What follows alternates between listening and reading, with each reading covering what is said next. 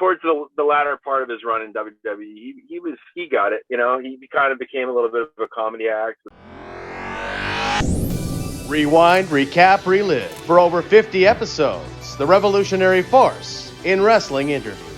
But I got one specific person that was actually a former guest on this show that you had pronounced that name was the great Khali. I found that highly entertaining as a kid myself. And I was just Khali was on your show? Yeah, he was literally on the show. That was the biggest thing. I woke up at like 5 a.m. to get that done. Took about 3 weeks to set up, but he was actually here, and it was the coolest experience. What's up, brother? Yeah, exactly. I live next to Khali. He's my neighbor in Houston. We're friends. I drove with him. I lived with Jinder Mahal. So Jinder and I are best friends. We live next to Khali. We're all friends. I used to drive with him. We probably drove together after that night. But no, I've always got along with Dalip, and he understood. Nice. I mean, he knew, man. He had his run, and that guy is uber famous in India. So like, you know, he towards the latter part of his run in WWE, he got it. You know, he kind of became a little bit of a comedy act. You know, he was with Natty for a little while, and I think he was having some fun, man. You know, he got a kick out of my gimmick. It was so ridiculous, and I think he enjoyed working with me. It was simple. You know, it was a simple. Yeah. It was easy. People loved him. They hated me. The structure of the match kind of wrote itself. You know, you've got Natty was with him, I think, around that time. So I had Summer with me. It was the angle kind of wrote itself. You know. Absolutely. No, that's awesome. And yeah, he is. He's amazing. For you, Hot Stepper, I want to get into the origins. We know you're a dancer and that you were thrust into your first match pretty quickly. But I'm curious, actually developing the persona, how that came about, how you like merged the two together, wrestling and dancing. Well, it happened the day of my first match. So like I had a very quick start. Like I started training in July of 2018.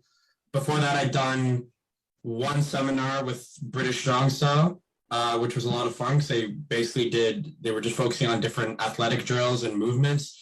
And I said, okay, this is my shtick. So then I started officially training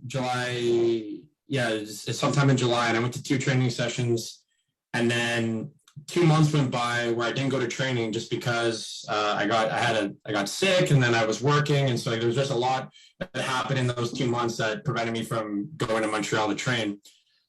When I went back, Speedball Mike Bailey, who was holding a 3-day wrestling camp, and the results of the camp was students who impressed Bailey would be given a match on that weekend show for IWS. And I was like, okay, well, I'm definitely not going to get in the match, but it'll be good to learn. And so what I lacked in my wrestling, I went to my buddy and I said, hey, can you just kind of teach me a few things, like how to lock up, do some different holds, and how to bump. And so I learned from him we were practicing at a gymnastics center. So I had like a bit more basics, but what I lacked in my wrestling ability and knowledge, I tried to supplement with my athletic ability to try and stand out that way. So I do a 3-day camp, and on the 3rd day, I'm talking to Bailey, and then he talks to the promoter saying, okay, who do you think you're putting in the match? And he's like, oh, I want this guy, and then he looks at me, he's like, I kind of want to put McRae in the match. I said, me? And I was shocked, but then he didn't say anything after that. Like the seminar ended, I drove back to Ottawa, didn't say anything. I was like, okay, maybe he was just saying that because I was right beside him. He didn't want to hurt my feelings. I get it. And then the next day happens, he's in Ottawa doing another seminar for a C4 show. And he goes, so how long have you been wrestling? I was like, it's like within 2 months, something like that. And he's like, okay. Like, do you come out to shows often? I was like, yeah, I come out to help out at shows all the time. And it's like, okay, cool. And I'm like,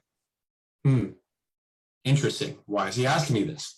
It's like, oh, it's because we're the only 2 in the ring. Didn't want it to be awkward. This is me like constantly justifying why I won't be wrestling on that Saturday. And then at intermission happens at the show, and he's like, hey, do you own gear? And I said, no, but I can borrow some. He's like, okay, cool. I was like, can you do a dive? And I said, like a dive, like over the top ropes? Like, yeah. It's like, let's find out. He goes, okay, because it's going to be you and my friend Sonny and my friend Fernando wrestled in a triple threat match. And when he told me that, my heart froze. Like time stood still as like this rush of anxiety came over me, being like, I'm wrestling my first match tomorrow. What the heck? So like a guy who's had 5 training sessions, maybe like 6, including the seminar. And being told I'm wrestling my first match, like I was freaking out, and I was supposed to work the day of the show, so I wasn't even going to go to the show anyway.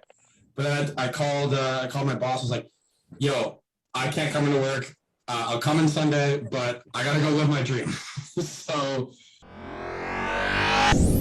Rewind, recap, relive. For over 50 episodes, the revolutionary force in wrestling interviews.